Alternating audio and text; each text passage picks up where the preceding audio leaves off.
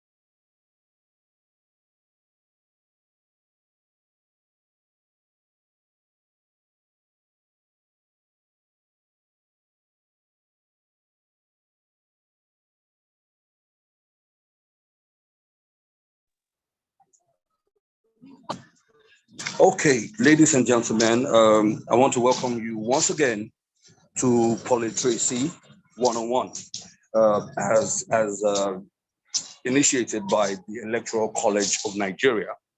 And today we'll be having the topic results collation / post-elections, which is course code 919. And this course is going to be taken by Ants, I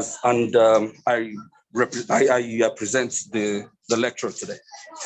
Her name is Amina Miango, a Nigerian trained lawyer, researcher, and trainer with over 7 years experience working in election management and administration. Our research cuts across the electoral process, election legal framework, electoral dispute resolution, human rights and compliance, and human rights and compliance.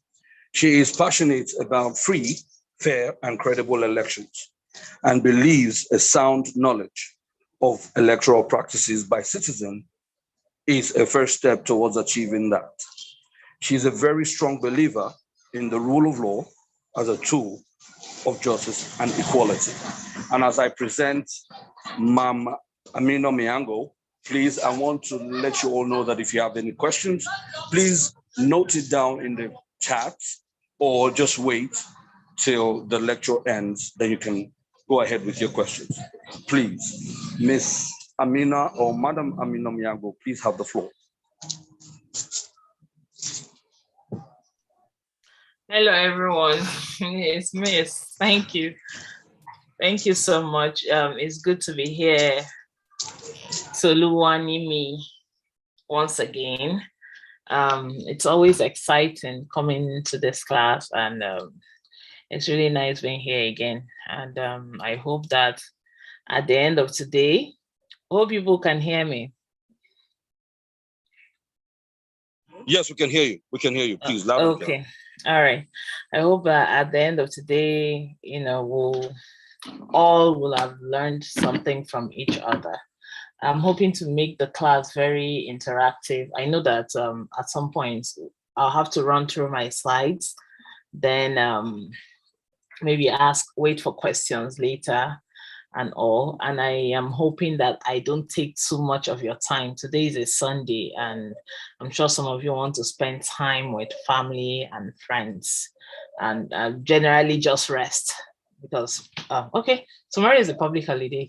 Anyway, generally just rest. It's a Sunday, Personally, Sundays are my rest days. So, and my family visit days.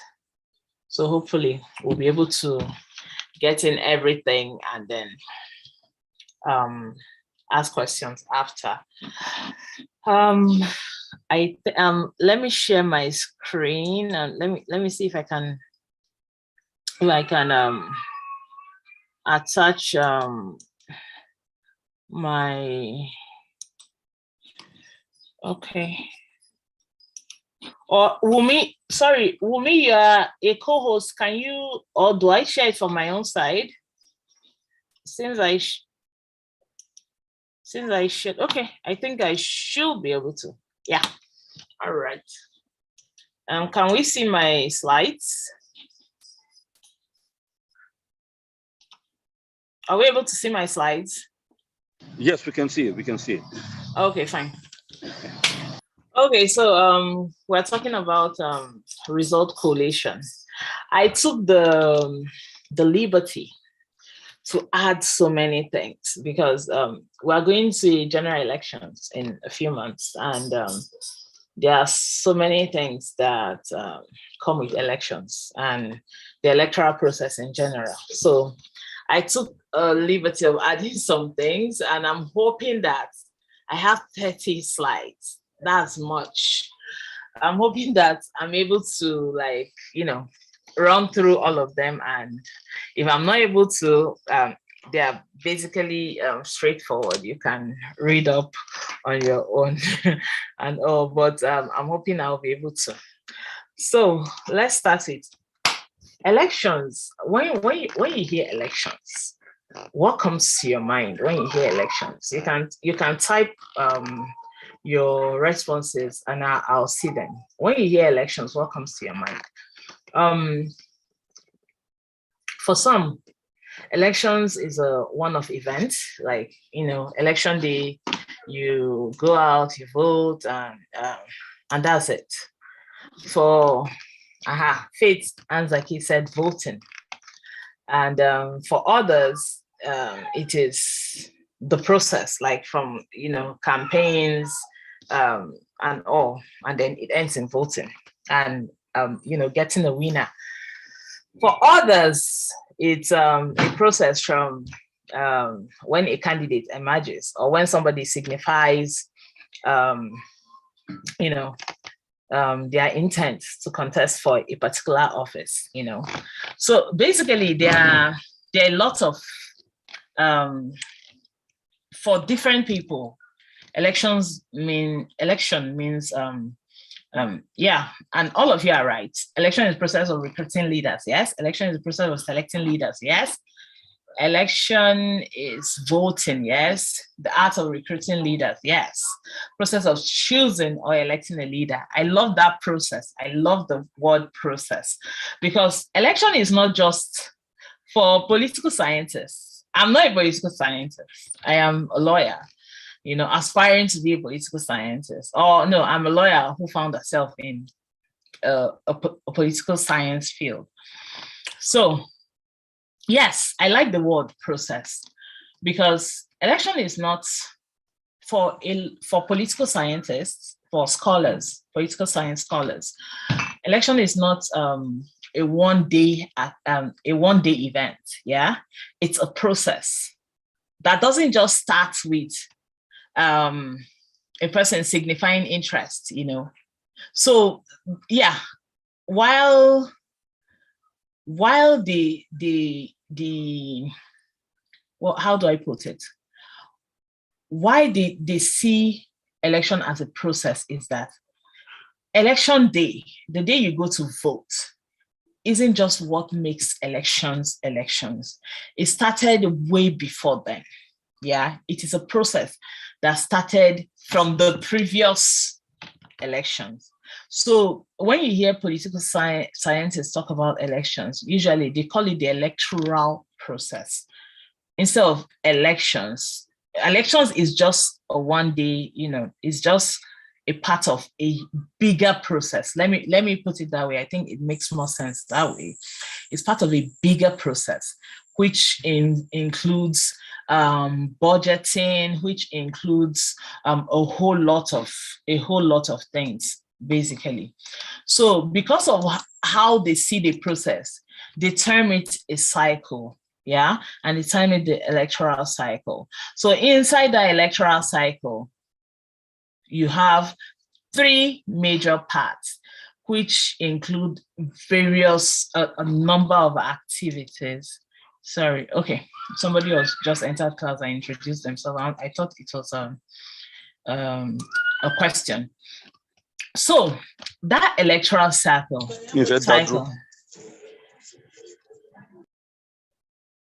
Okay.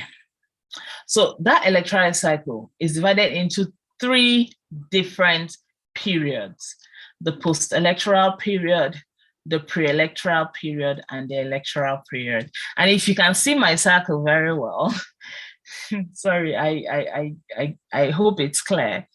You can see my cycle very well. With this cycle now, can anybody tell me where we are in the cycle? As in, at this moment, we are like 5 months to the general elections. Yeah. So where do you think we are at this period in time? Anyone? You can just type in the box. You can just type in the box. Where do you think we are in this cycle? This beautiful cycle that I've shared with you. Under the post-electoral, we have reforms, we have strategy, we have reviews.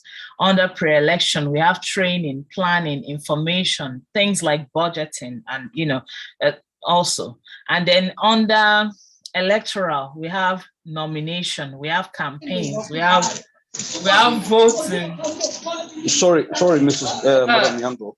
Yes. Sorry, Madam Yango. Maybe you might need to put your remove it from the slide and put it on the screen, total screen, so that we can actually see the full screen. Oh, you can't see it. Yeah, you can see your slides, but we can't see the full screen. We are seeing, we can't really fully see everything on your screen. That's why I'm sure nobody is actually saying anything right now.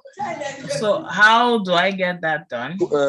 Just go to the slide, the one of the keys up there. You see slides. Maybe to show your full screen into the screen,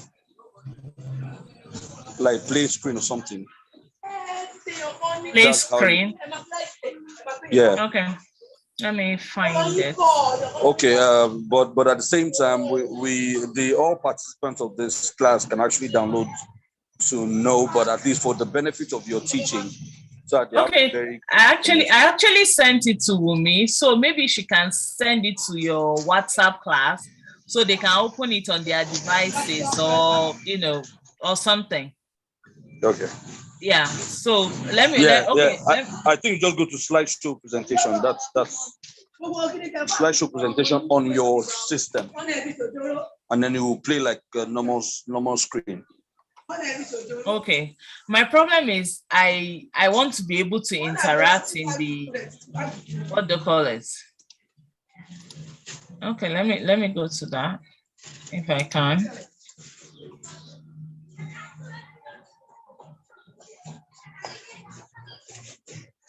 I can't find it. Okay, let's just go on with the class. Let's just go on with the class. Okay, so basically, yes. We have, like I said earlier on, we have 3 periods under the electoral cycle.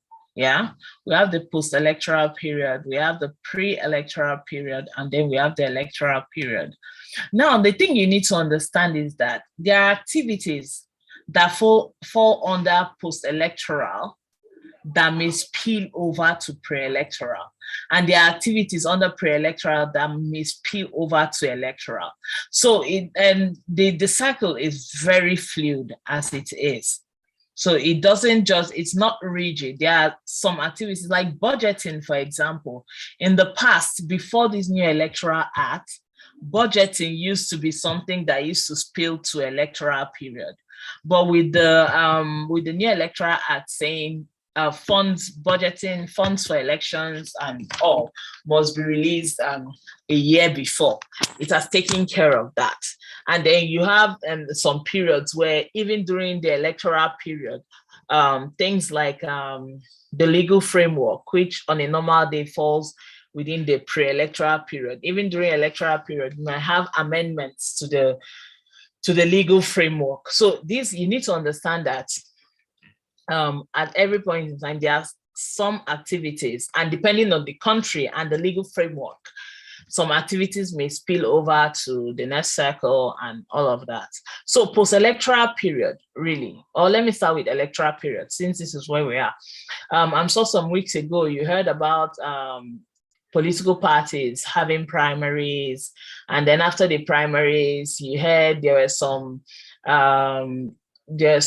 news articles about how some people were nominated by some parties and all. And then there's this word that it became a part of our political lexicon, like you hear things like placeholder. So placeholder basically means a person that is nominated to hold a place, basically until the main candidate is found and then replaced. So while it is not part of our laws, politicians, I see I have a lot of politicians in this class. Politicians have a way of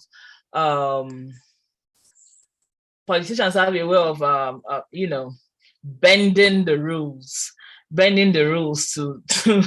to get away with certain things. Yeah, the Electoral Act says political parties will nominate this person into this position. Like for a position like governor, for example, you can't nominate a governor without a deputy. Same with president. You can't nominate a president without a vice. So because maybe they are still doing their meetings to decide who it is, they picked a placeholder. All I'm trying to say is that we were in the nomination period, which falls under the electoral period.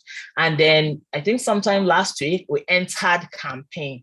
So all these activities, campaign, voting, they all fall under the electoral period of the electoral cycle.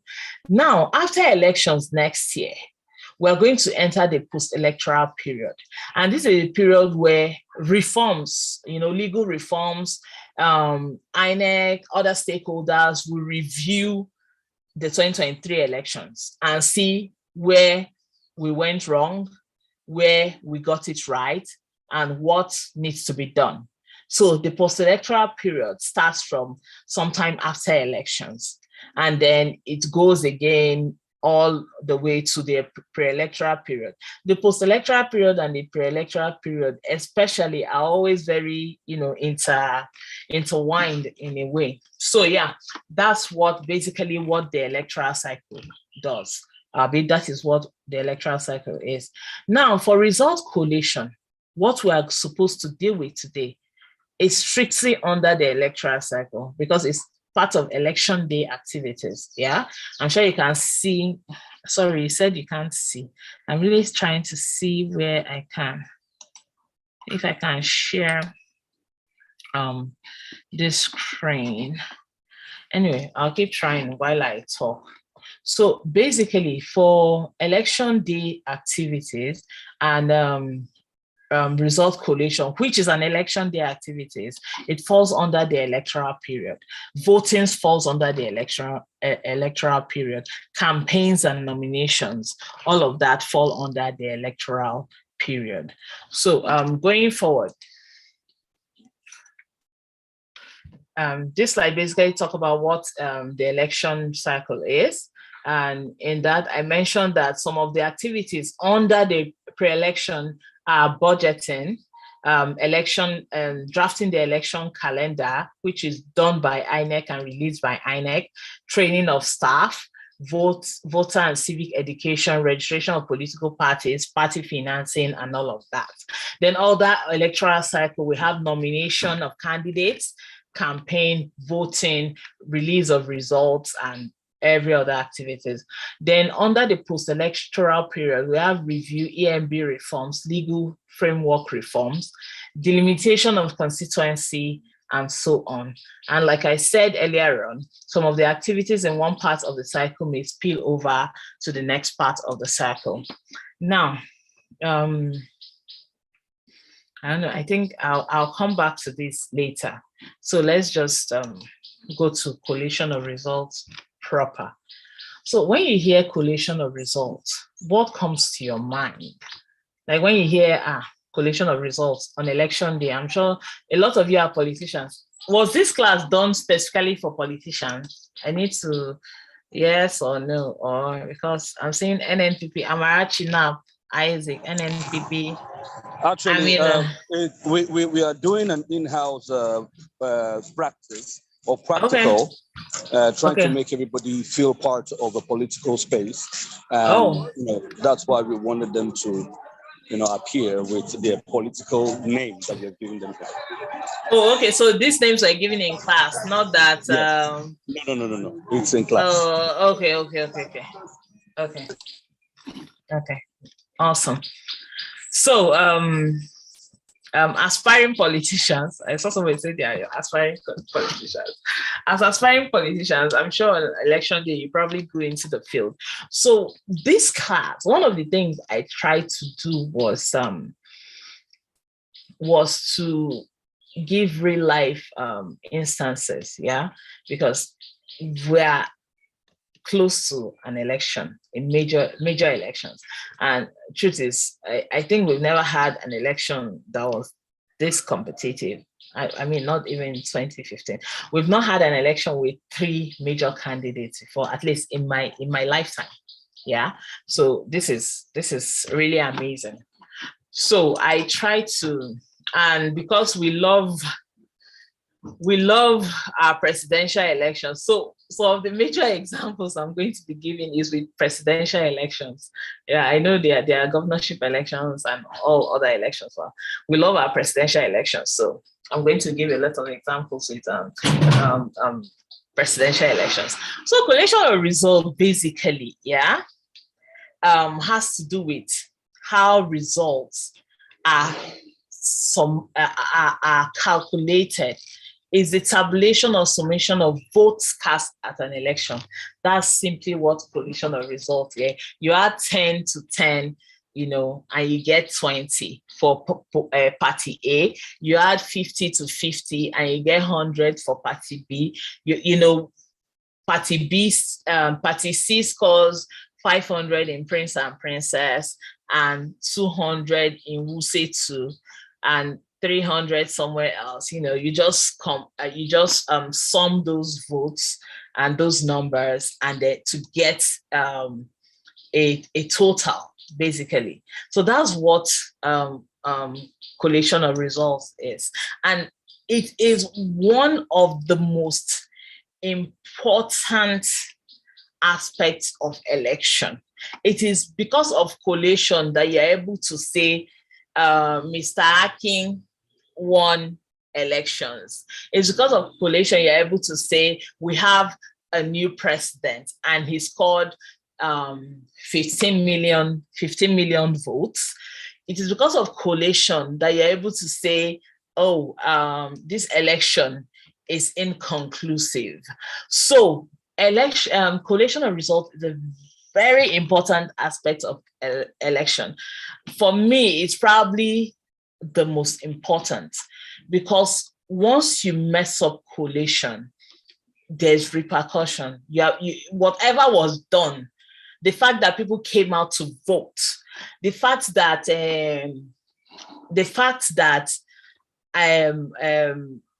Amina left her house, the fact that Olatokunbo left his house in Wuse and slept in Garki so he can vote, doesn't matter.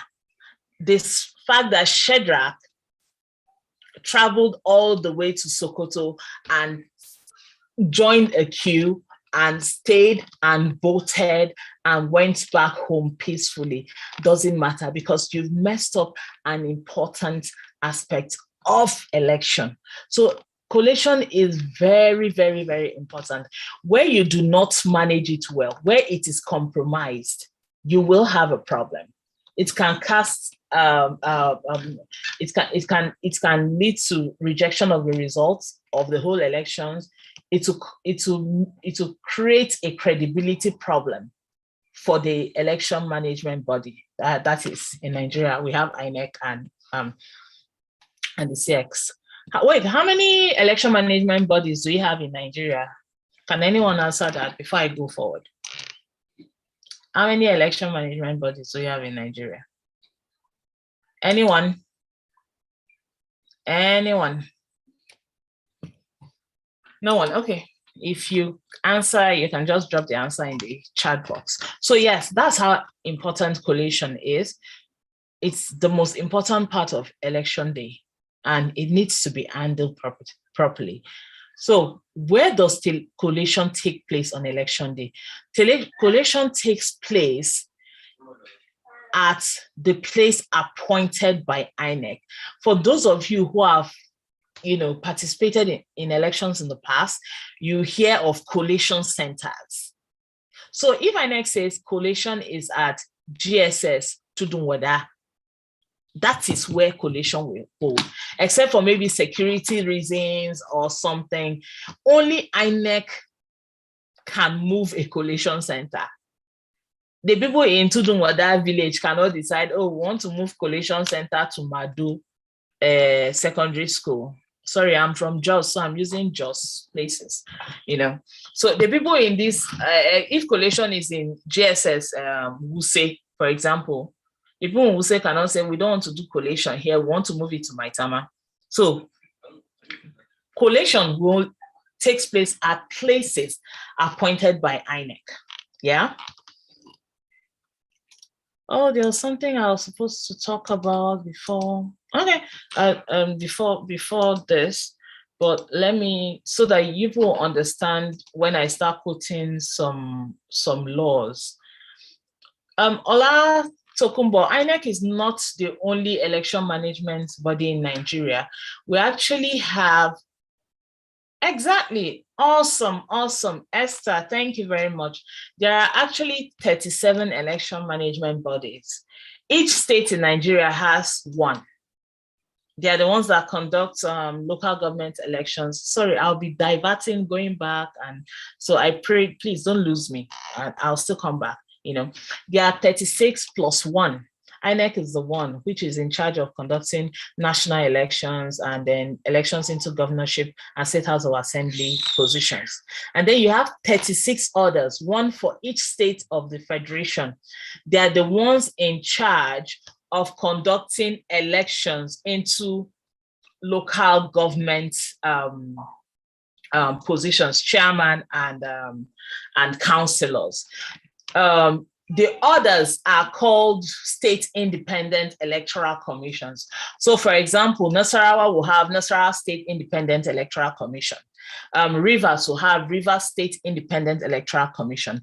Lagos will have the same thing. Plateau will have the same thing. Bauchi will have the same thing.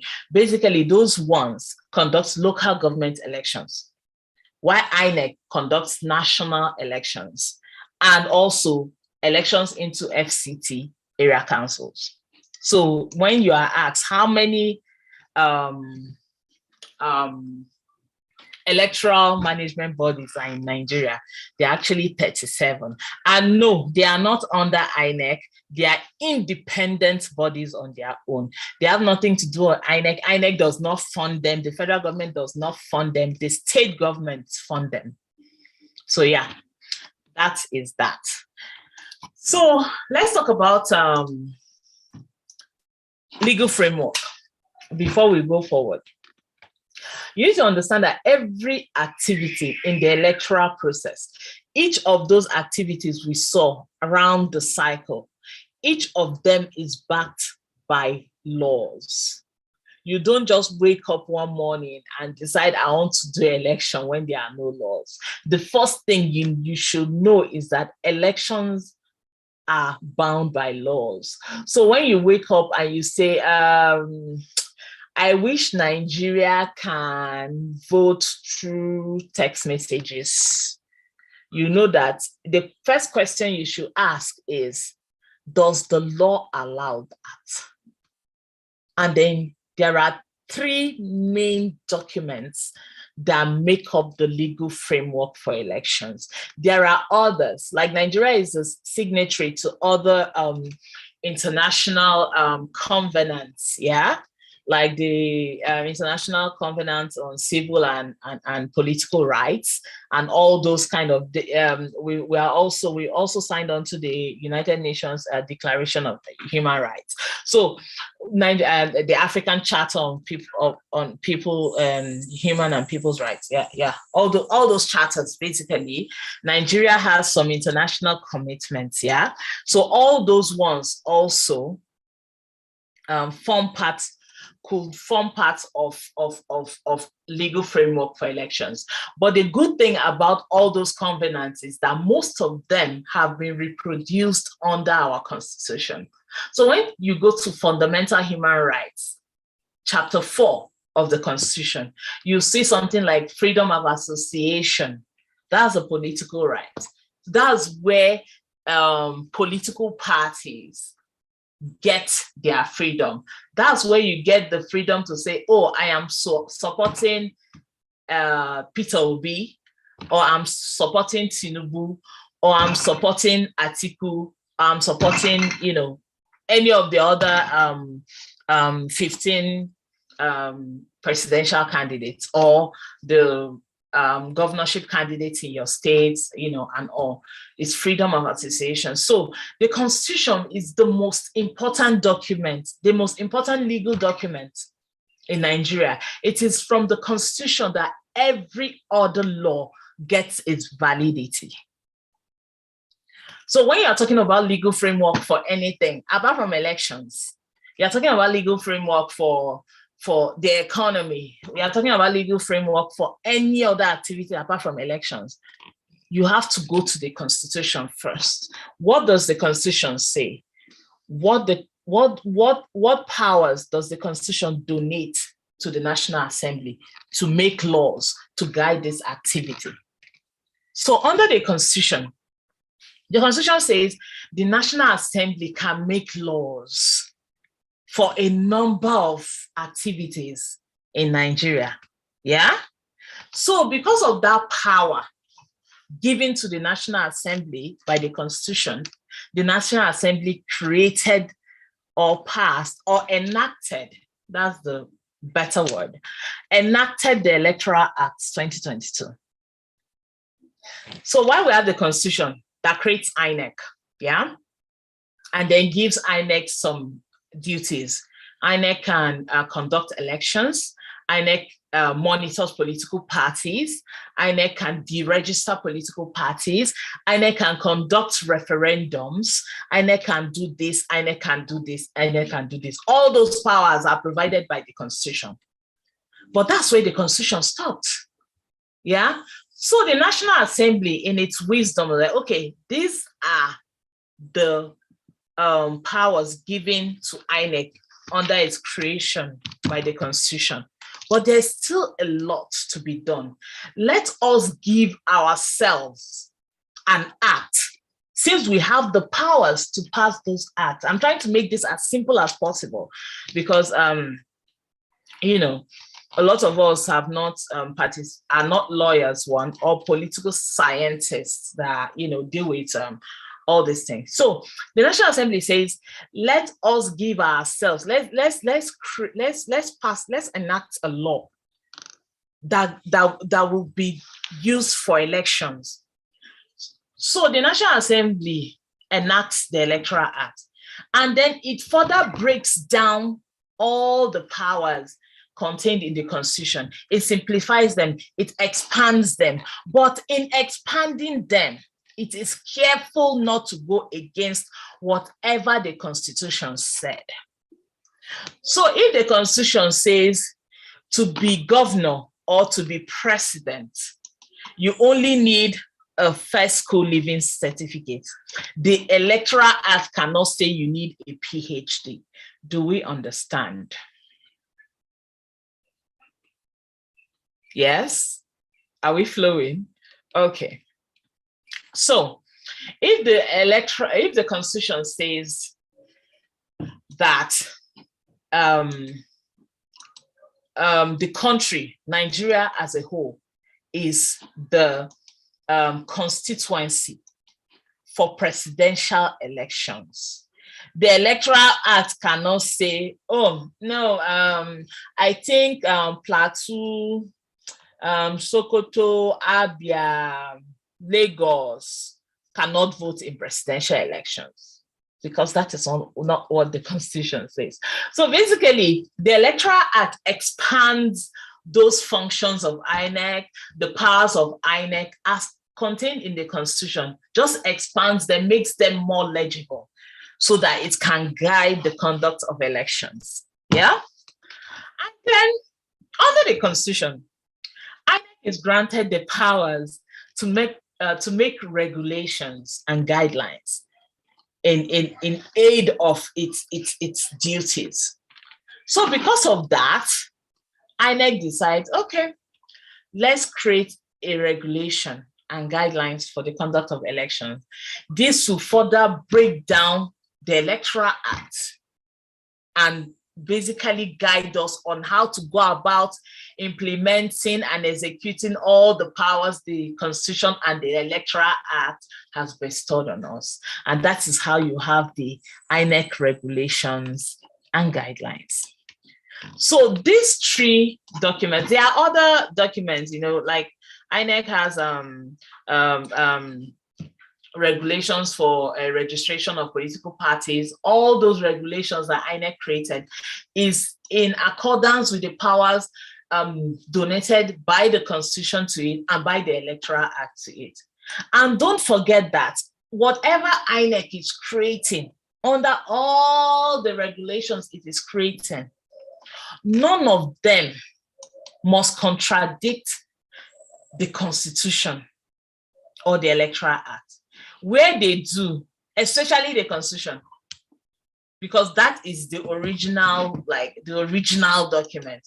Anytime INEC decides, or anytime there is a provision in the INEC regulations that goes contrary to the Constitution, it is void, basically. If we follow political news, we remember a time that INEC, I think during Atari Rujega, deregistered a number of political parties, just deregistered them. And then they went to court, and the court says INEC do not have the power to deregister political parties. Why? Because the Electoral Act said INEC could deregister political parties. But the political parties, when they approached the court, they said the Constitution grants us the freedom to associate. And the provision of the Electoral Act that says INEC can deregister us is contrary to the provisions of the Constitution. And since the Electoral Act gets its validity from the Constitution, that part is void. And the court agreed with those political parties. So to stop that from happening in future, the National Assembly, during the last amendment to the Constitution, now included that INEC has the power to deregister political parties, and then gave a number of instances where political parties can be deregistered. And that is why I think in 2020, INEC went ahead and deregistered of about 74 political parties. So we used to have 91 political parties in Nigeria. Now they are like 18. Yeah, I think my math is correct. Yeah, so 74. So it is because that right to deregister political parties was now reproduced in the Constitution, and not just the Electoral Act. And that's why INEC was able to go about the registration of political parties. So yes, whatever these two, the Electoral Act and the regulations, want to do, they are free to do it, as long as it doesn't go beyond what the Constitution says the powers of INEC are. So now, we can go back to collation, yes? All right. So, collation, like we said earlier, is the tabulation or summation of votes cast at an election. And we explained that if party A scores 10 in Prince and Princess, and scores 20 in Gadua Estate, and scores 30 in Gudu, you will, for the same position, for say Mr. Olatokunbo, you compile all those votes that were cast on Mr. Olatokunbo and, sum them up to make his final score at each election. Basically, that is what collation seeks to do. It is how we get who won an election. It is how we determine if election needs to be redone. Yeah, we're going to get there later on and all. So we talked about the Electoral Act. Before now, we were using the Electoral Act. Sorry, excuse me. We're using the Electoral Act 2010. And then we decided, okay, we're tired of it and we needed a new law. And we decided to give ourselves, through our representatives, a new Electoral Act. And can you even remember the drama that went on because of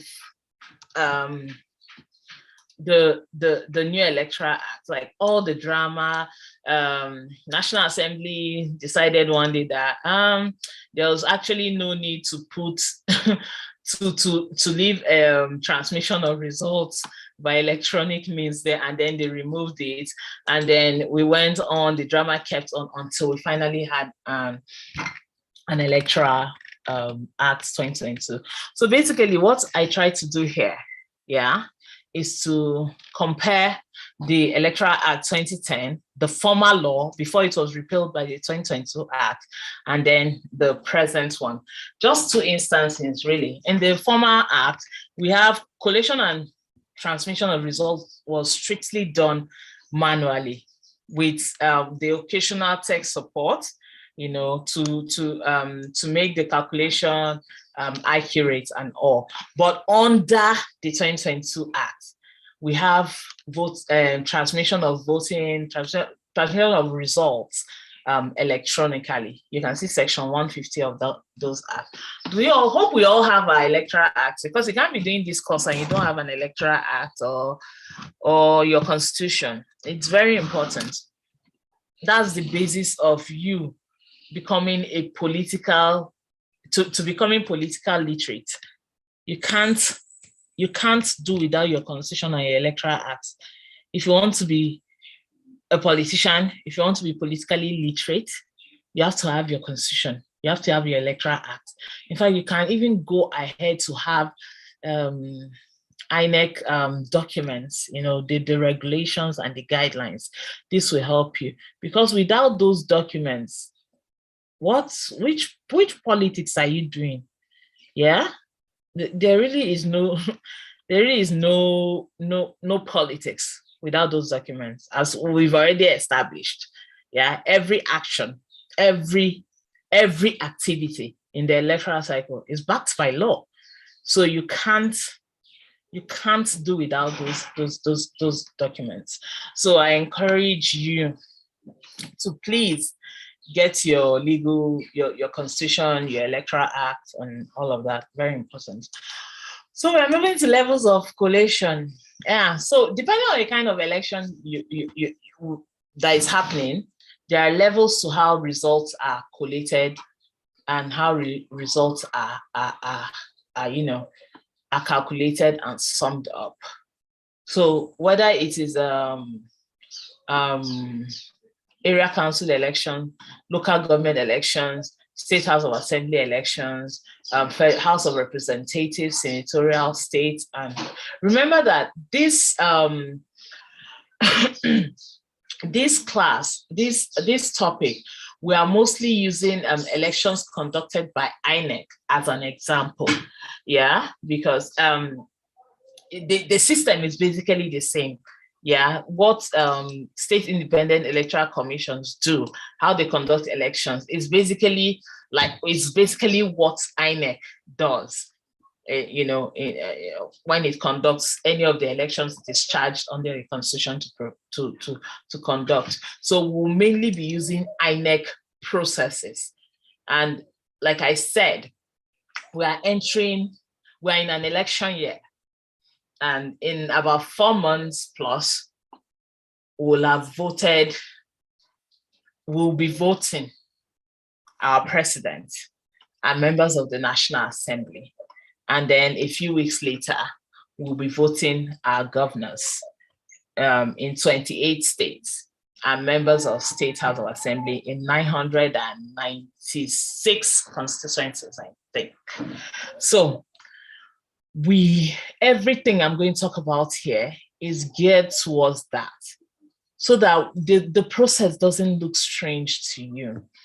So that when collation is being done, wherever you voted or wherever you're going to vote, you understand that, one woman like that sometime in October actually told us this thing in one class, and we actually discussed it.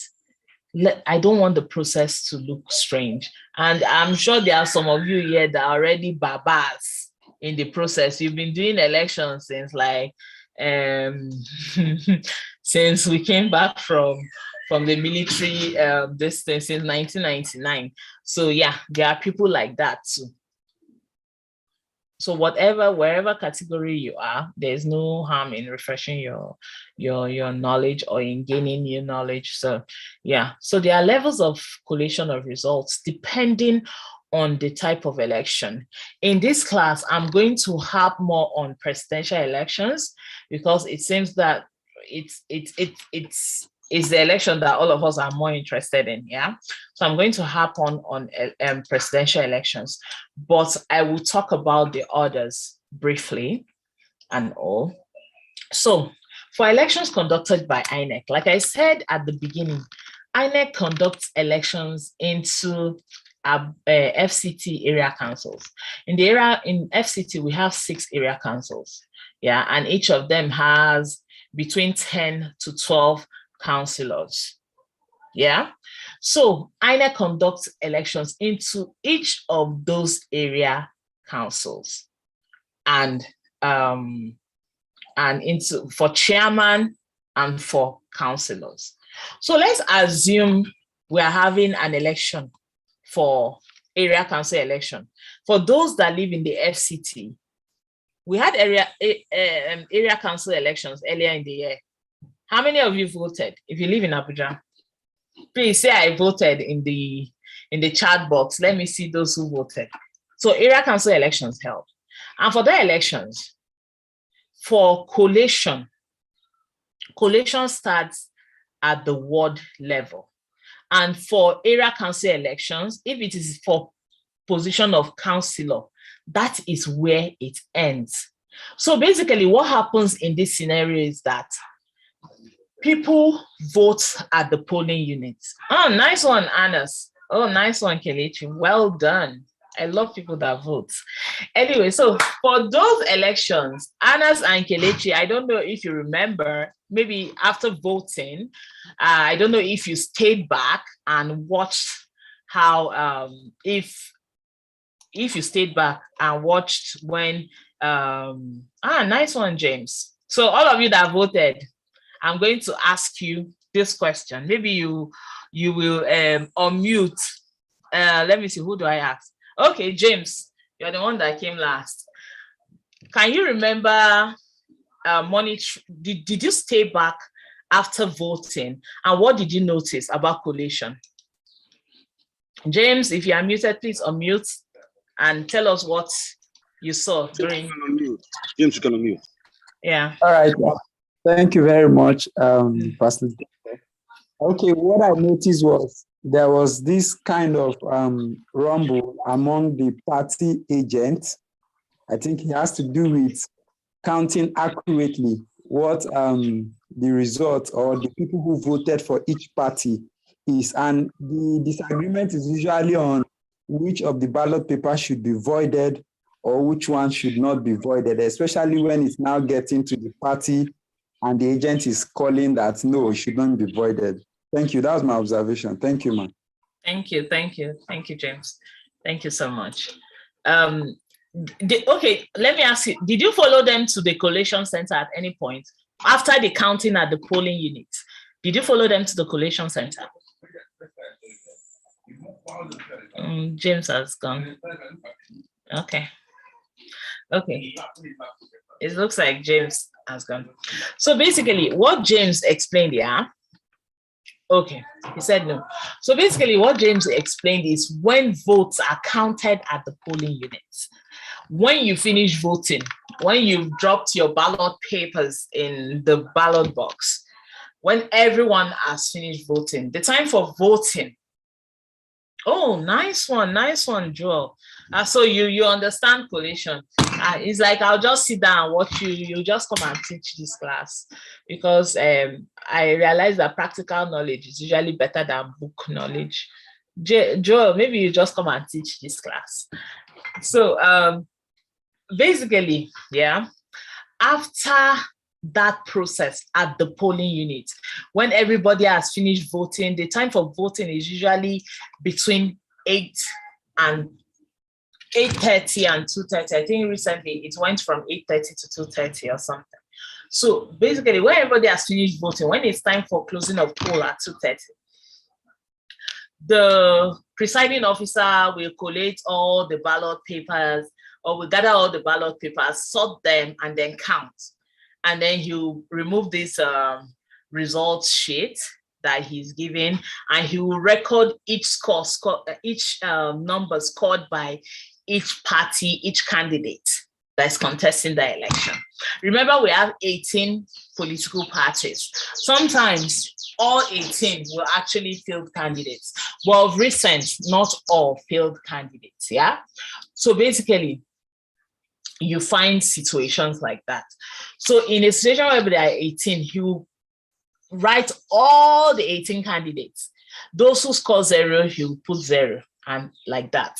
And then calculate and then record. And the first page of that result sheet, he keeps it because that is what he is going to take to the collation center to be collated at the next level. So basically, while that is a form of collation, INEC does not refer to that level as collation. Yes, for INEC, collation starts at the ward level or the registration area level.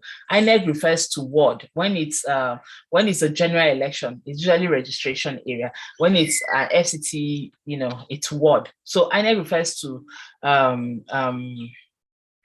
ward as registration area.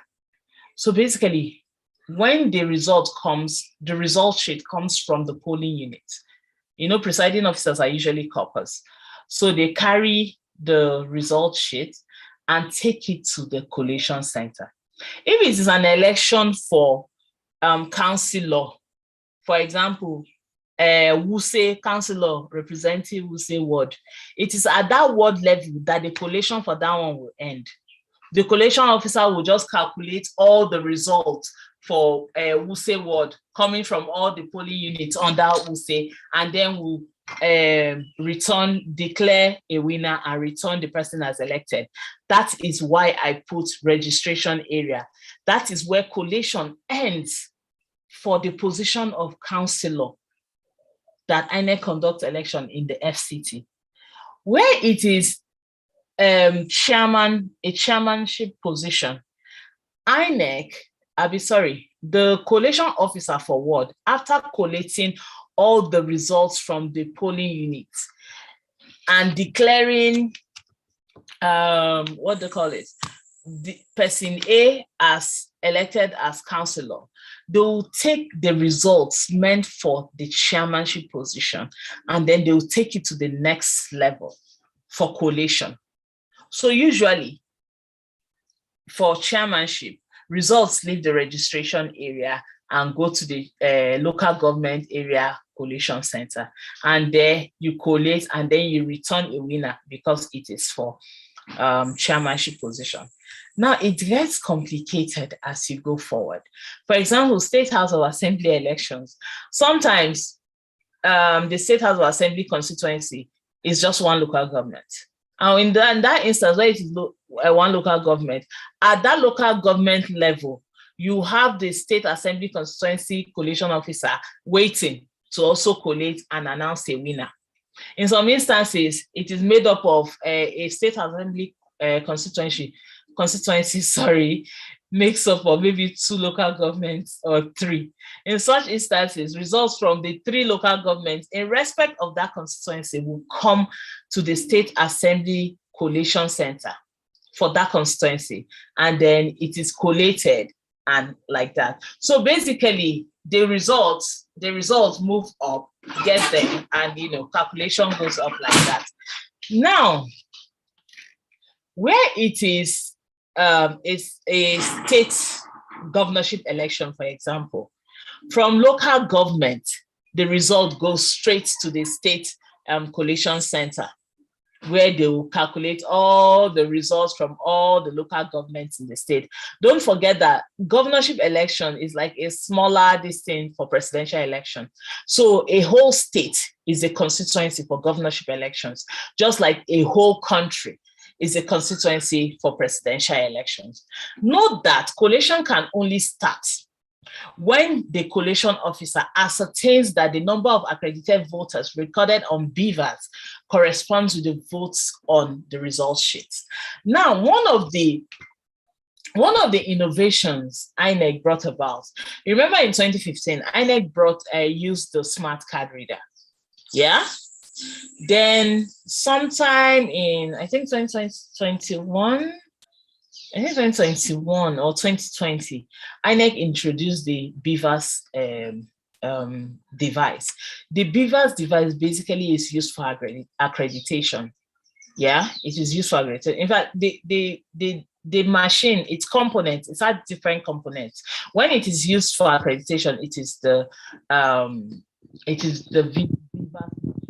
And then when it is used for registration of voters, it is the IVEC machine. So it has different components for different activities, basically. So since we are talking about collation, one of the innovations that that was brought about by the Electoral Act is that, and by extension, by the regulations, INEC regulations and guidelines, which got the power to do that from the Electoral Act, is that one of the things a collation officer must do is to check that the number of accredited voters are on BVAS corresponds with whatever vote on result sheet that is being brought from wherever. So if it is collation from registration area, for example, the BVAS numbers must correspond with the numbers on the result sheet from the polling units.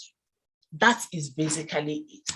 And like that, it goes as you go forward. So always note that. So if on the BVAS machine, you have 200 accredited voters, it means 200 people voted, yeah? And then on result sheet, you're having 5,000. It doesn't correspond. That collation will not happen because it does not correspond, basically. So note that going forward. Now, we've talked about some of the levels of collation and how it goes about. I want us to talk about collation of results for presidential elections. Yeah, basically, I remember I told you that collation for presidential election, for whatever election, starts from the RA ward level. So for presidential elections, the registration area collation officer will take delivery of the original copies of the results from the polling unit. Then he will collect the BVAS. Remember we said that the numbers on the BVAS must correspond with the numbers on the result sheets. So he has to collect the BVAS from the presiding officer and compare the numbers. After comparing the numbers and they are verified, he will now consider any reports. For example, was there violence in the place in polling units? Was anybody attacked? Were results snatched? Were result sheets snatched? Did anything happen? Those kind of. So all these need to be done by the collation officer. Remember, we're talking about presidential elections. Yeah. So where he has ascertained that everything is fine. Yeah. He will now validate the scanned copy of the result sheet and upload it to the IREF portal. So INEC has this result viewing portal. I don't know how many people have ever gone there. Please, the IREF portal where INEC uploads results for various elections. It started in 2020. So there are about maybe 6 or 7 election results there. If you've not gone there, please go check it out, because you will use it in 2023. So, so he will validate and upload those results. Yeah. And then collate the votes in the result sheet that was brought from the polling unit. And then enter the votes in figures and words in the appropriate result sheets. Every level of collation has a result sheet summary booklet. The booklet, the first page is usually white. Then the subsequent pages, it's actually is a carbon document. So when you write on the first page, it reproduces on the other pages. The first page is usually what you move from one level of collation to the other. then the other pages, the second page, you give that to an INEC supervisor. Then subsequently, the other pages, you share it to political parties and the police. Yeah, I don't, if you remember, there was a case that the police copy was used to ascertain who later became governor of a state. So yes, those are some of the things that you need to remember, that police actually collects copies of result sheets too on election day. Sorry, summary of result sheets on election day. So once the collation officer at the registration area is sure that everything is fine, he collates, he asks the polling agents to sign after he has signed and written his name. And then if there were cancelled results or cancelled elections in the polling, any of the polling units, he will fill the INEC form EC40G that elections were cancelled or did not hold. And then he will hand over the electoral operations, that's the INEC copy, the one I said is the second copy, to the INEC registration area supervisor. He will distribute the copies of the result sheets to each polling agent and the police. Remember, it is only the police. If you've gone for elections and participated in elections, you see that in the past, security agents used to basically drag result sheets. So at some point, you see that even the INEC supervisor may not get the result because some security agent has dragged it and they will not release it. But it now became law that under the INEC guidelines, that only the police are entitled to a copy of the election result, no other security agents. Well, maybe if after everything, if there are still some remaining, fine, but the only people entitled are the police.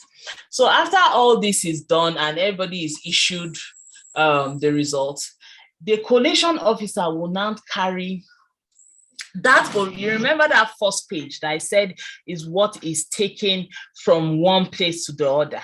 Yeah. So he will take that copy and then he will, before he takes that copy to the next level, yeah, he will implement any other result management procedure as prescribed by INEC with the assistance of the collation officer and result verification system.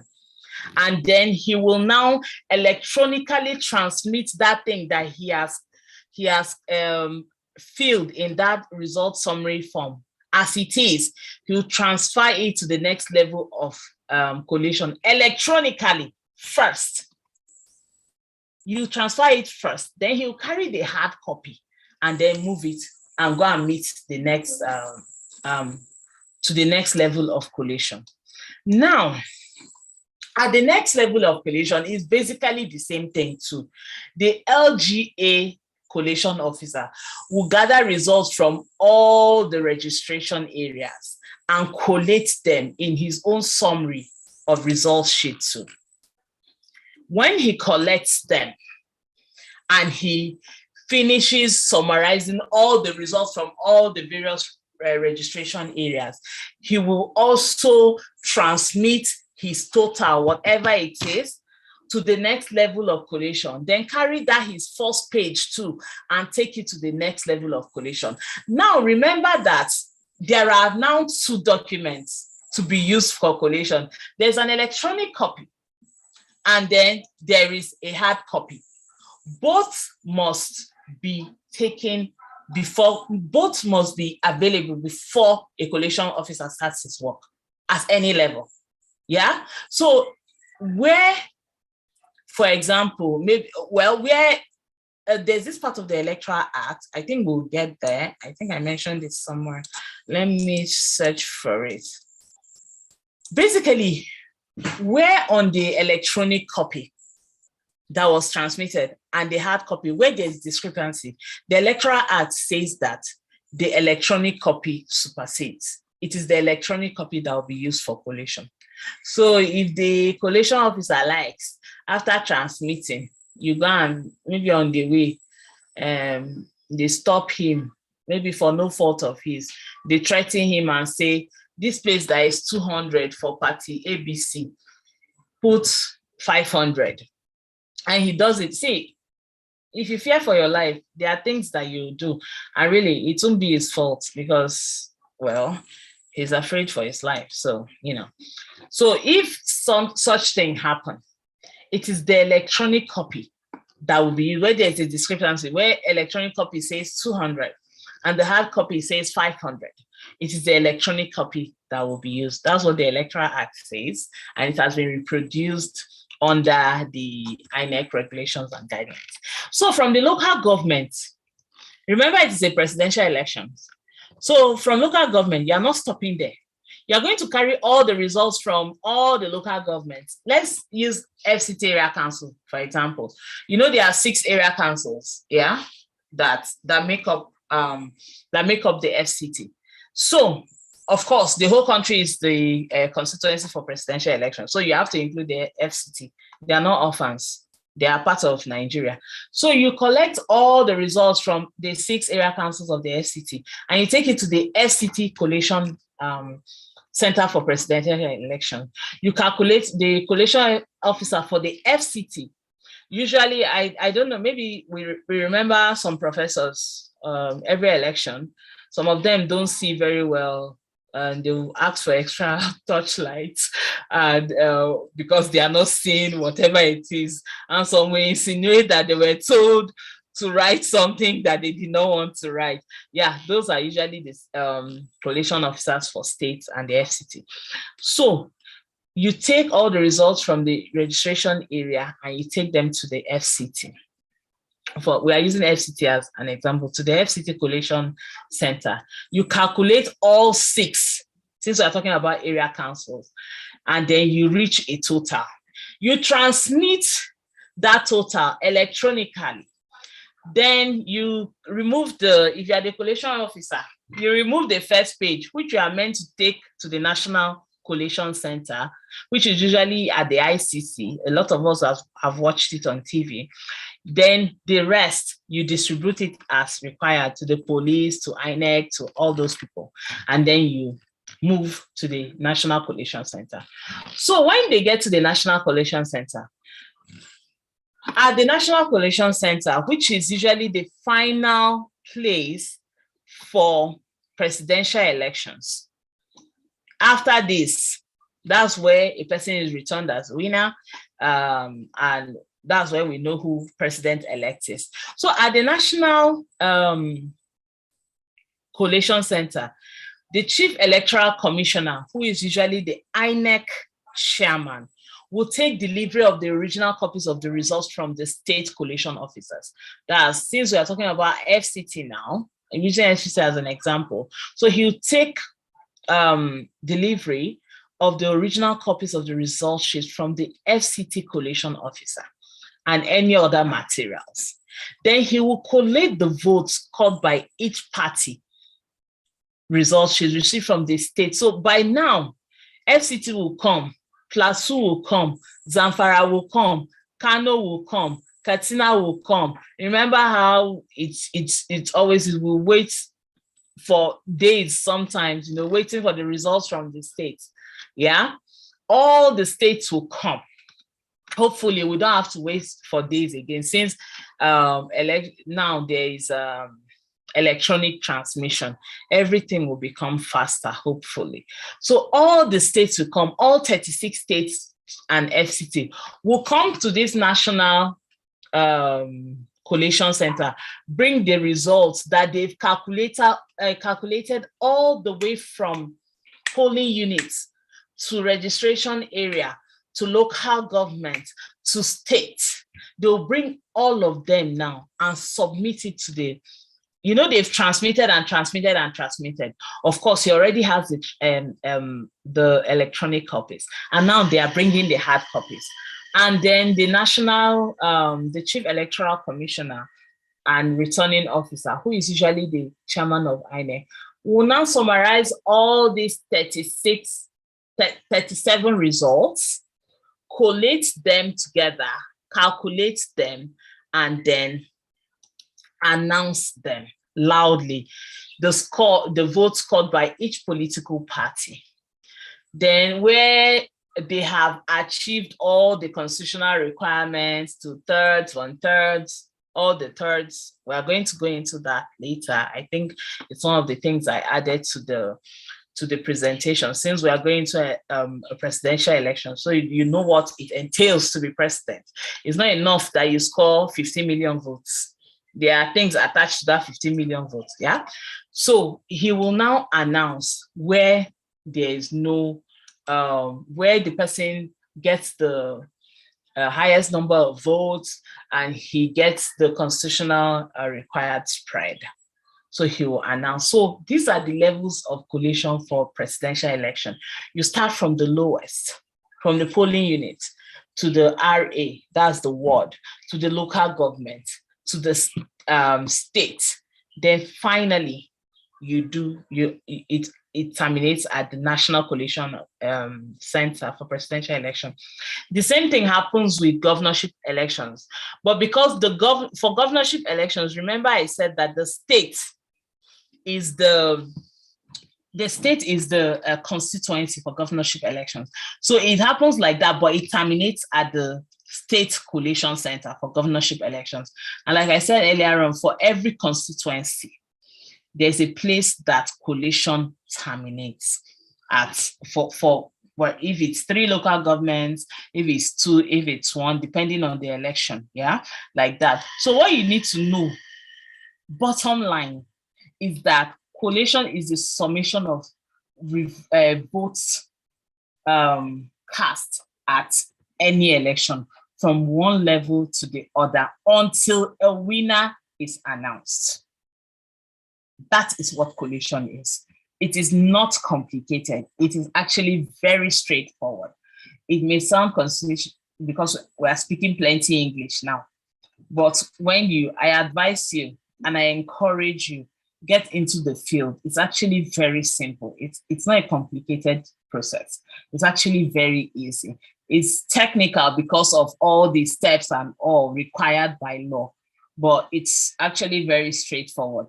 Calculate, okay, yeah, 2 + 2, 4, 4 + 4, 5. That's basically what collation is. Now, how to determine if a president is returned. Remember I said that it is not enough, yeah, that you score a majority, that you score 15 million votes. Doesn't mean that's what will give you president. It's possible that 15 million votes is scored in 10 states. And according to the constitution, it is not enough. So let's look at what the constitution says about how to determine if a president is returned. So remember I said that when you bring all the votes from all the 37 states plus the FCT and you calculate them, yeah, it is not enough that after calculating them, just because Mr. A, yeah, you announce the votes, but just because Mr. A got 15 million votes and Mr. B got 10 million votes, automatically it's fine, yeah. Before a person is returned and declared elected as president, the constitution gives conditions for it.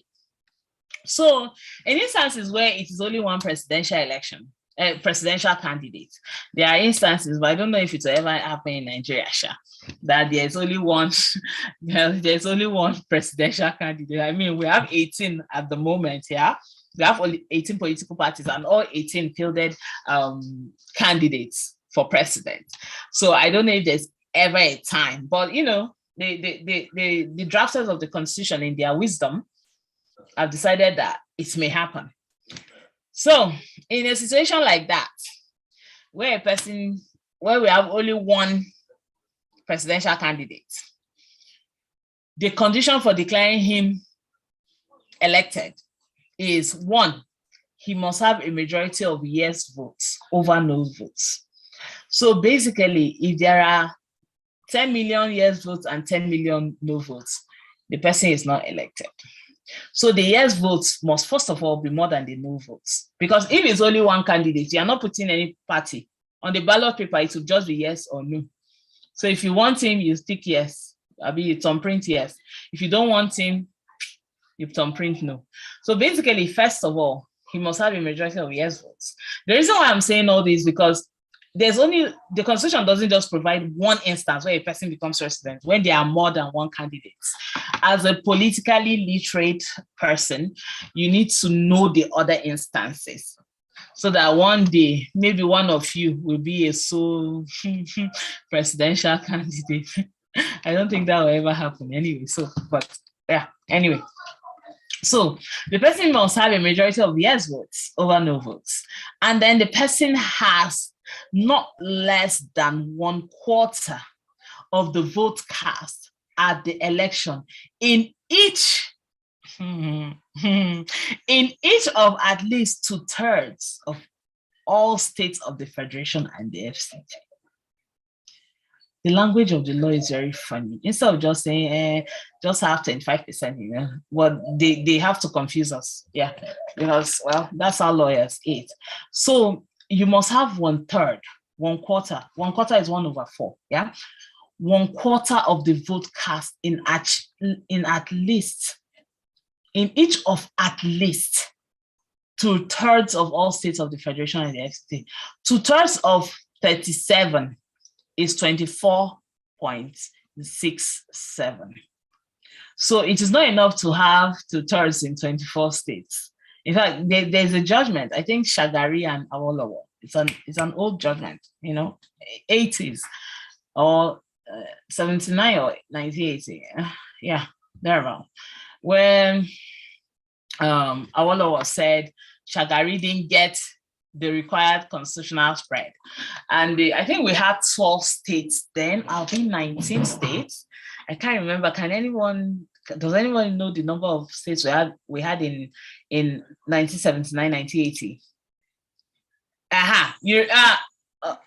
19, So the justice of the Supreme Court gave one serious calculation that was mind-blowing, yeah, at that point, because it is not enough. 2/3 of 37 is not 24. All the fractions, you cannot actually do without the fractions. So when you actually think about it, you know, we've always had it easy that we have two major candidates, and then it's always been so clear. Everything is clear. Yeah, it will be clear, and you know, yeah, they always. But going forward, imagine what happens in an election that has 3 major contenders, like the 2023 elections. Then you have other candidates that are actually strong in their own right. So imagine going into that election and none of the candidates can get, we'll go to that part, can get the required constitutional spread. That'll probably be one of the first time where we have a runoff, and it will be amazing. Yeah. So then the constitution, the drafters of the constitution say, okay, yeah, maybe, well, they may never have just a sole presidential candidate. So let's go to where they have two. Where you have two, the winner, the person to be declared duly elected, must have majority of the votes cast at the election. So if there are 28 million votes, he must have, say, 12 million votes or 11 million votes or whatever majority is in that situation. I'm sorry, I don't know math. I'm a lawyer and we usually don't know math. So yeah, the person must score majority of the votes cast at the election. But it is not enough that the person has scored 20 million out of 8 million or 11 million out of 28 million or whatever. The person must also have not less than 1/4 of the votes cast at the election in each of at least 2/3 of all the states in the Federation and the FCT. This is what I was saying, that usually this is the scenario we have where, well, we will not have two candidates, but usually on a normal day, 2015 election, 2019 election, 2007, all those elections, usually we had two major contenders and then other political parties. And usually the majority of the votes, are usually shared between those two. And usually it is clear that, oh, okay, this person got this person got this, and he's able to get the 2/3 in the 37 states. This is also basically, it's doable. So now the constitution okay, when a multi-party system, and the constitution says everybody has freedom of association. So there are instances where there will be more than 2 candidates vying for president, as we have now. And more than 3 of them are pretty strong. They have a large following. So in instances like this, in 2023, the person to be declared winner, the person to be declared elected as president, must first of all have the highest number of votes cast at that election. That is 1. 2, remember that the constitution is not saying either or. It is, these conditions go together. They are not an either or situation. So you can't, do 10 million and then somebody with 50 million and then, no. So first of all, the person to be declared must have the highest number of votes cast at the election. And then, oh, okay, I heard your class is ending 7, so I need to rush so that you will start answering questions. I think that means I will not go through the rest of the slides, but since you have it, you just read up on your own. So, and then secondly, must have votes in each, or at least 2/3 of all states in the Federation and the FCT. For further reading, go and read section 134 of the Constitution of the Federal Republic of Nigeria. I feel like I'm looking forward to next year. I'm really excited about what's going to happen during the presidential election, because I am saying that we'll probably have a runoff for the first time. And so to be president, to be declared president, the same thing applies to governorship election. The same principle applies to governorship election. It's only in legislative elections, that's senatorial, House of Representatives, and State House of Assembly, that the principle of 2/3 and 1/3 and 1/4 do not apply. That one is a simple majority and you're fine. So if candidate A gets 500 and candidate B gets 502 in a senatorial election, candidate 2 has won with his 502. But in the executive position, that it is not straightforward. You must score majority of votes and then you must get the constitutional spread. Now, we talked about collation. Before I go, I want to talk about the persons allowed into a collation center. Remember, we talked about how INEC fixes the venue for collation. No one else. You cannot, as a voter or CSO or a politician or a candidate, say, this is where I want collation to hold. INEC alone fixes venues for collation. And also, in its wisdom, INEC envisaged a situation whereby if you allow everybody into a collation center, you may actually be encouraging chaos. So there are categories of people that can enter into a collation center, and they are INEC officials on election duty, security agents, candidates or their accredited agents, accredited media, accredited observers, domestic and foreign. Personal staff of collation officers are prohibited from collation centers. So if you're a collation officer and then you say you want your PA to come and sit with you and do collation, please, it is not allowed. Your PA is not a category of person allowed into the collation center. Your PA can wait for you at home or in your office, and then when you finish your work, you go and meet them. And also, collation officers are not allowed to answer calls. I know some of you applied to be collation officers in 2023. Please, you are not allowed to answer phones though. Before you go and do something that will get you prosecuted, please, please, please. Collation officers are not allowed to answer calls. You can check clause 49 regulations and guidelines for elections. I'll send a soft copy of the regulations and a soft copy of the Electoral Act to me so that she'll forward it to people. I think she may even have the Electoral Act, so maybe I'll just ask her to forward it to you guys. Then I'll send her a copy of the regulations and guidelines so that she'll forward it to you. And also, what are some of the challenges encountered during collation? I think at this point, I will want us to start, let's have a discussion. And I think that's better. Let's discuss these challenges. So questions, answers, and we'll just discuss the challenges because we don't have time again. We barely have 30 minutes. Class ends by 7. So questions, comments, questions, comments, and all that. The rest of the slides have to do with some post-election activities.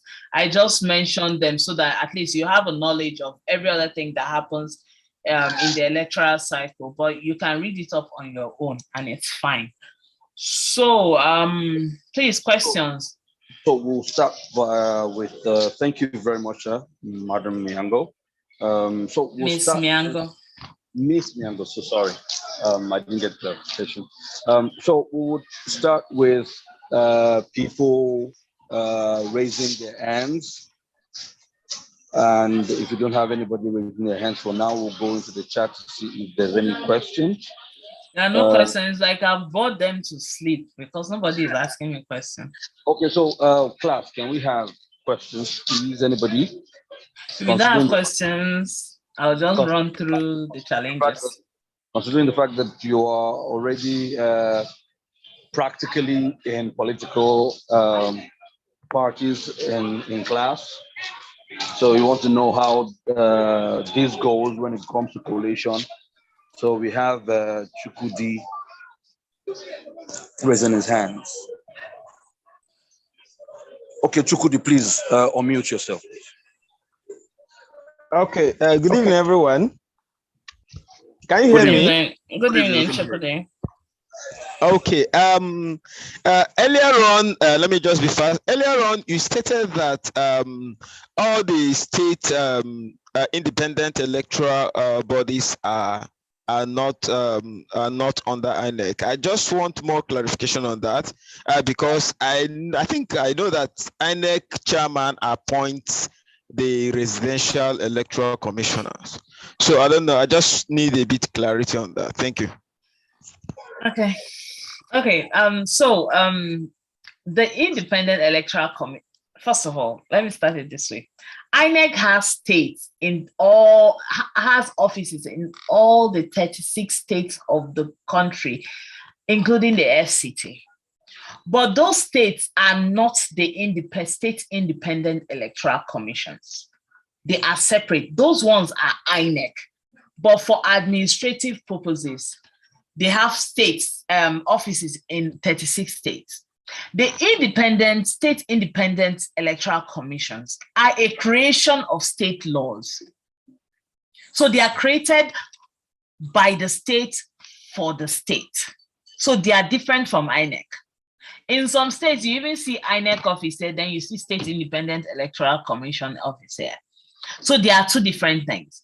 As from the REC, the INEC chairman does not appoint the RECs. He only posts them. The president appoints the resident electoral commissioners. Under the state independent electoral commissioners, the chairman and the state independent electoral commissioners, the commissioners for the SIEC are appointed by the governor. So that is the difference. INEC, different body, all the appointments in INEC done by the president. All the appointments under the SIEC, because it's a state this thing, is done by the governors. So there are two different bodies, actually.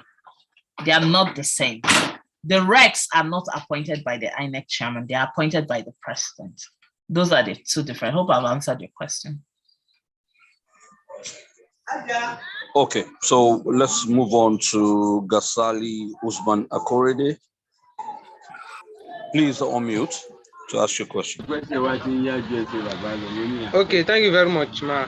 Yeah.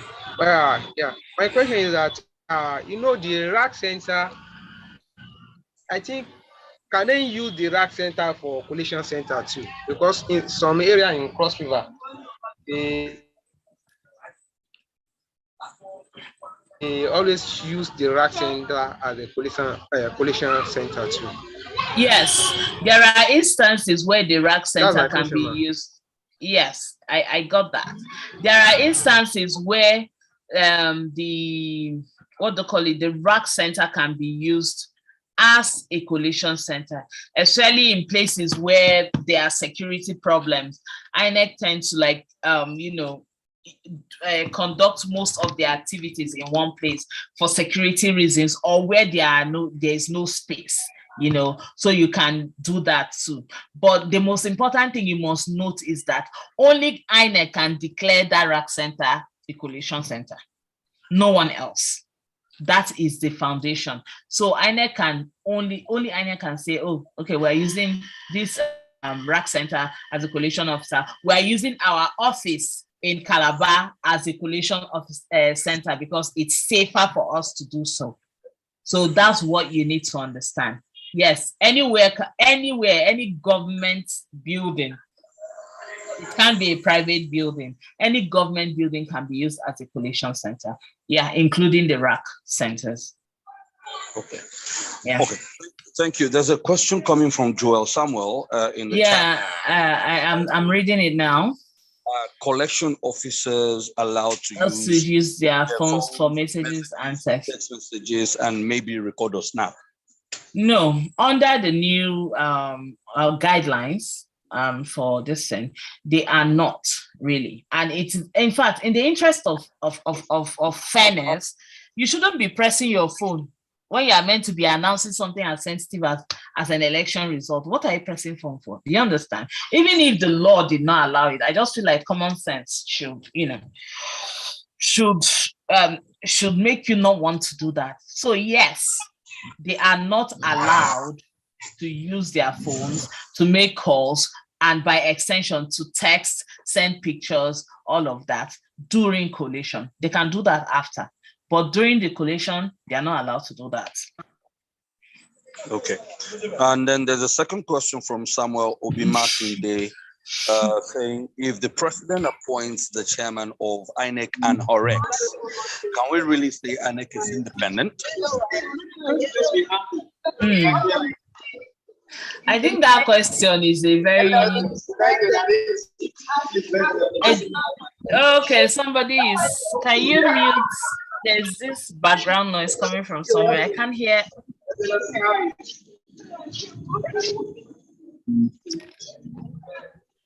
I don't know who's... It's really loud. I can't hear.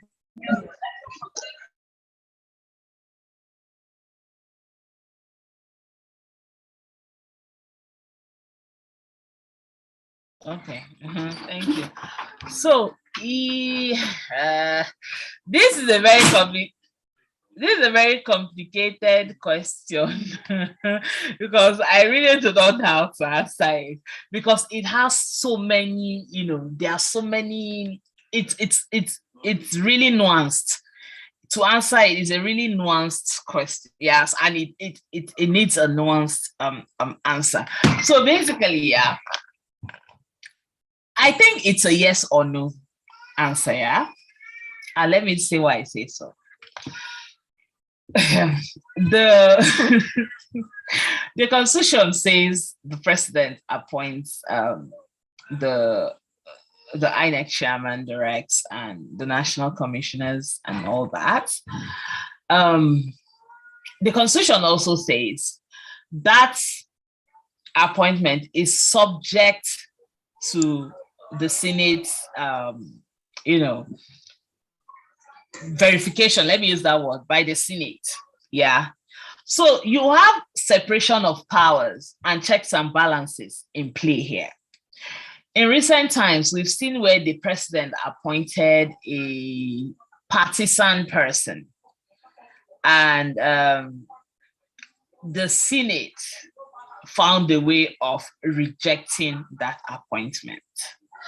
So yes, while it is very tricky that we should allow the president appoint INEC chairman and regs and national commissioners, I think at this point, that's all we have.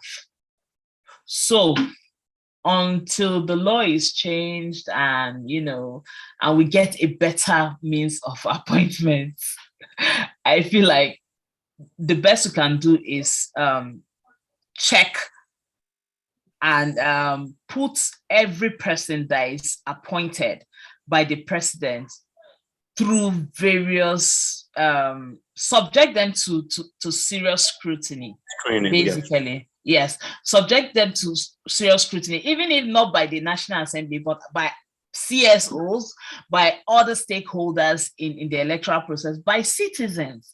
Because I remember when Ms. Onoche was appointed and everybody, everybody on Twitter, CSOs went out, they spoke out against it, YAGA, US, IFES, all those international organizations that in Nigeria are doing election work. So basically, everybody came out to speak out against it. And I think that helped.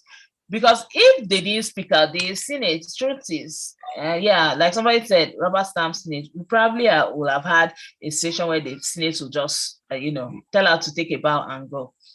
But because she was put through scrutiny by everybody, CSOs and everybody, and it didn't go through. So at this point, that's all we have. It is not the ideal, really, and that's the truth. Yeah, it is not the ideal. As a person, I do not think that's what should go about, especially since our systems and institutions are not very strong. We shouldn't give the president that power. Especially since the National Assembly that should check it is not, it's basically, they said so themselves that they're rubber stamped to the executive, and it's unfair. It's, so yeah, it is not the ideal, but it is what we have. And I think it is left for citizens to speak out when some questionable people are appointed, and speak out and check the activities of INEC too, basically. Yeah. Okay, so I want to ask James Olorundare to unmute. James Olorundare, please unmute and ask your question. Thank you very much for the wonderful class. I have kind of two personal questions for the fact. Number one, Justice Prince Electoral Commission recommended that we should State Independent Electoral Commission should be scrapped. The 2014 National Conference also made similar recommendation. So question one is, do you also feel they should be scrapped? Appendages of the governors, whatever the governor wants or whatever the party of the governor is what they actually do. Secondly, my question is, majority, if we are to go by the principle of democracy, which says numbers wins. So simple majority, does it really determine the winner? For example, if we have 10 voters and the candidate with the highest number of votes has 3 votes, that in another people do not want that candidate to be. So is a question, do you also see the need for us to continue majority, or we should really as a country consider absolute majority? Thank you. Okay, so let me start by saying I think the whole either will work, yeah, simple or absolute majority. I think the why it is simple majority is probably to discourage this thing of okay, winner takes all, or the tyranny of the major. I don't know really. Maybe the tyranny of the majority or something. I don't know why the makers of the constitution decided it should be like that. But I feel the simple majority is fine. It's fine by me. It gets leaders appointed, and I don't think it affects the kind of, yes, it is less cumbersome, and I don't think it affects the quality of leaders we have. I think the quality of leaders is determined by we the people, yeah, who we vote in, the characteristics we see in our leaders, what we want in our leaders, basically. So whether simple or absolute majority, it really doesn't matter. It's who are you voting into these positions? Yeah, that should be what should matter. And I feel that at the end of the day, that's what we should be looking at. And about the SEC and INEC, this thing, I really do not think SEC should be scrapped. And this is why I think so. I think INEC already has too much work to do. Yeah. INEC isn't even doing up to half of what the Constitution says it should do. So you now want to add 700 and something new elections, basically, to INEC. That would be terrible. I think the problem is that, like every other thing in Nigeria, everything is overly centralized. And we think, okay, once something is centralized, it works better, but it doesn't. It's fine that the SECs are doing elections. I feel it should, the way we scrutinize INEC should be how we scrutinize the SECs so that we'll do better. And we should be looking at how governors or state governments will fund SEC without imposing on their independence. Let me give you an example why I said this. INEC funding comes directly from what they call it, from the source. Yeah, it's on first debit. It doesn't have to go through all those. This one, INEC doesn't have to go and beg the Minister of Finance, which is appointed consolidated revenue. Yes, INEC doesn't have to go and beg the Minister of Finance, say, please, so, give us money, basically. But it is not so for the state independent, what do you call it? It is not so for the state independent. They get their funding from the governor. It is what he says that will go. And it's sadly, just like the National Assembly, the state houses of assembly are also basically rubber stamps. So they cannot effectively check the excesses of the governor as it is meant to be under a democratic setting. So I do not think we should scrap CX. Instead, I feel like the way we scrutinize INEC, the way we scrutinize federal, I think we should beam that touch to CX and governors and state houses of assembly, because that's the only way it will work. Nigeria is a quasi-federal state, because why I say federal, in structure, yes, it is federal because we have federal, state, and local governments. But in practice, it's basically a unitary system, basically. So we shouldn't take those powers away from CX. Let them conduct elections, but they should be made more effective, more independent, the way INEC was. INEC wasn't this, credible in 1999, in 2007. It wasn't, but it took a lot of work from everybody, from citizens, from CSOs, from the international bodies, from, and all of that, to make INEC this credible. So it should be what we are doing to sex. We shouldn't be giving INEC more work. They have enough work as it is. Imagine adding 700 and something elections. It's going to be crazy. Like the funding alone, oh my God. Not talk of the personnel you need for every general election. It will be mind-blowing. So no. Okay. Sex should remain. Let them do their work. They just need to be more effective. Okay, so moving to the chat box, there's a series of questions from Faith Anzaki. Let me take it one after the other. It says, our president at the just concluded General Assembly, UN General Assembly, promised a legacy to deliver free, fair, transparent, and credible elections to Nigerians in 2023.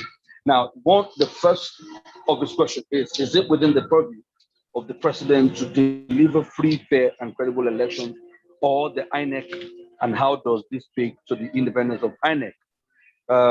Then he now says, however, the president is the chairman of the Presidential Campaign Council and has also promised to deliver victory to the APC in the 2023 presidential election. How do we reconcile the intention to the nation as being part? Please handle this question. Okay, faith now have mercy. Okay, God. Okay, yeah. I like it's really conflicting. It's conflicting, yes. But I think I get it from what the president is saying. Yeah. The president is the commander-in-chief of the armed forces. It means only the president can deploy the police, deploy, through the IGP, deploy security agencies during elections. Yes, INEC is an independent body, yeah. But imagine a situation whereby the president and the instructs that no security agent should come out on election day. Please, which election we hold? Election won't be able to hold. Like, I don't think INEC will be able to hold elections without security agencies. So I get they not interfering as president.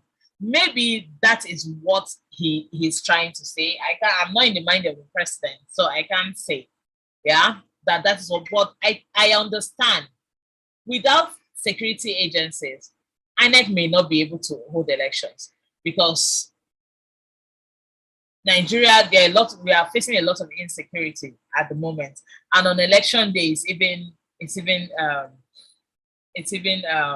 even worse because you have political actors who are willing to do anything to disrupt the process.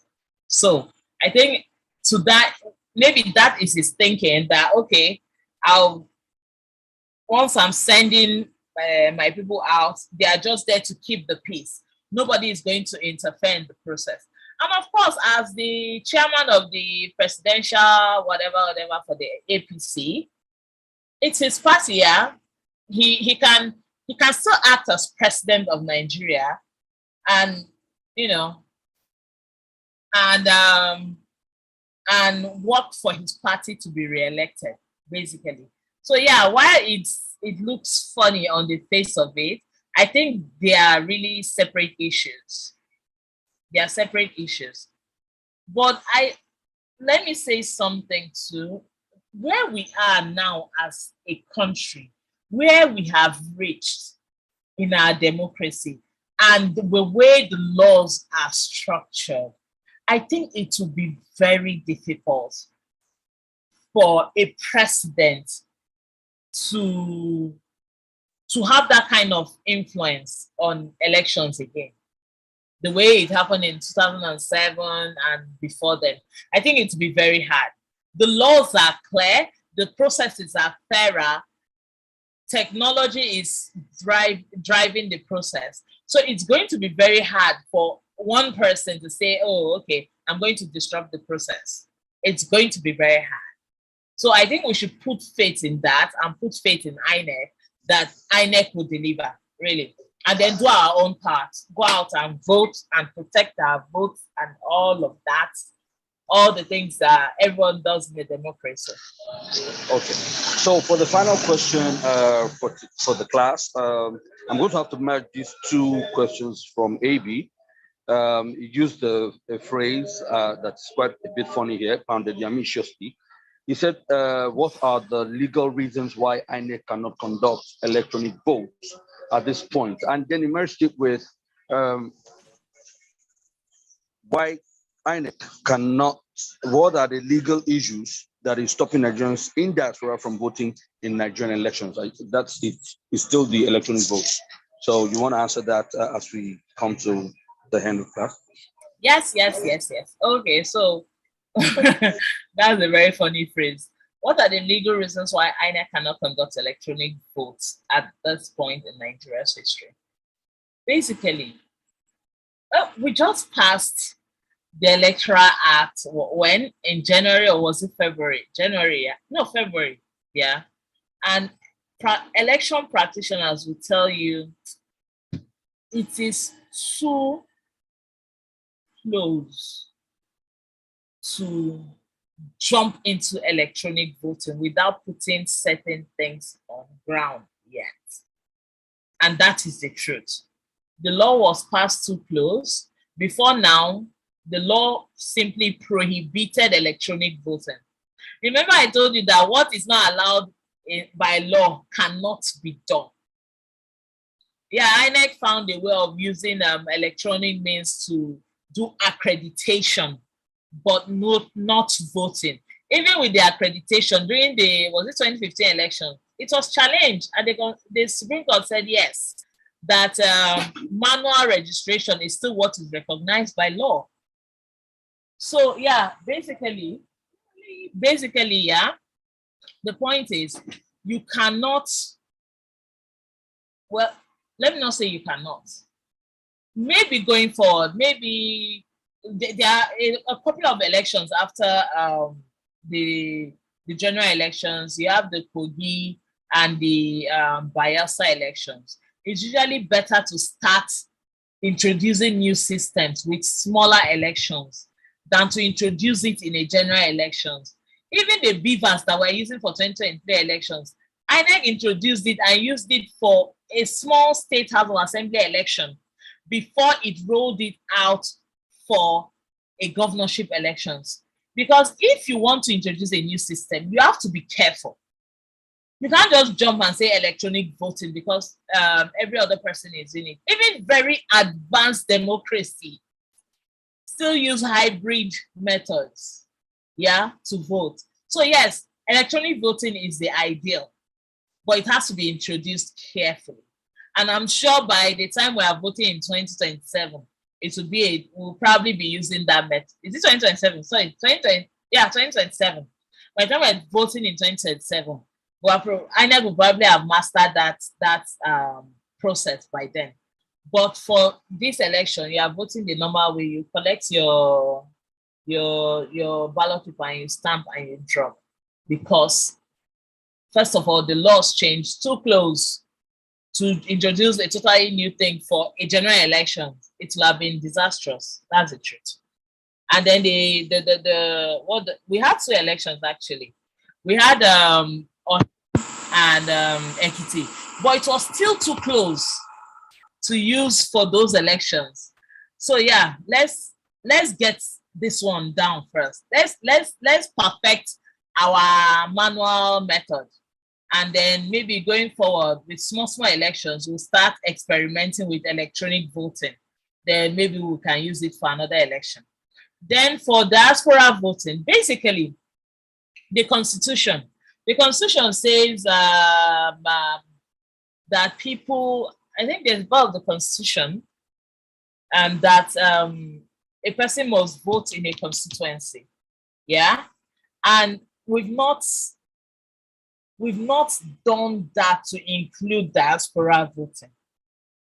So like electronic voting, first of all, we'll need to change the laws, and then it's something we'll need to pilot small. So like I said, maybe by the next general election, 2027, all these things will have been taken care of. But I promise you, it is not, INEC is looking into all these things. Like they are working overtime to see that our processes have improved. You cannot compare even 2019 elections to what will happen in 2023. The process has improved.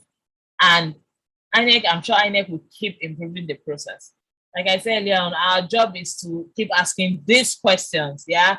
INEC, why are you not using electronic voting? So that it will be in their head, like, okay, I think we should use electronic voting going forward. So we need to keep asking questions and need to, keep contributing. Oh my God, that noise.